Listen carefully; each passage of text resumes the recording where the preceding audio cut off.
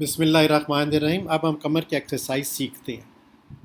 آپ نے سب سے پہلے تو کسی اونچی جگہ سے لٹکنا ہے، وہ دروازہ ہو، کوئی راڈ ہو، کوئی تھڑی ہو، یا سیڑھیوں کا کوئی ڈنڈا، کوئی ایسی چیز ہو جس سے آپ لٹک سکیں اور آپ کے پاؤں زمین کے اوپر ٹچ نہ کریں، تاکہ پورا وزن آپ کے بازوؤں پہ آئے گا۔ پھر جب آپ لٹکے ہوں گے تو پھر آپ نے نیچے سے اپنے پاؤں کو ریلیکس کرنا ہے، اوپر کی طرف اٹھانا ہے، بیک کی طرف۔ اب دیکھیں، جب آپ ایسے پاؤں اٹھائیں گے تو آپ کا پورا وزن بازوں پہ ہوگا، اور جو کمر کے موڑے ہیں ان کے درمیان جو سپیس ہے وہ نارمل آہستہ آہستہ اپنی جگہ پہ آ جائے گی، اور پٹھے جو کہ سپاز میں ہیں، کھچ گئے ہوئے ہیں، وہ بھی ریلیکس ہو جائیں گے، جو کھچاؤ ہے وہ دور ہو جائے گا۔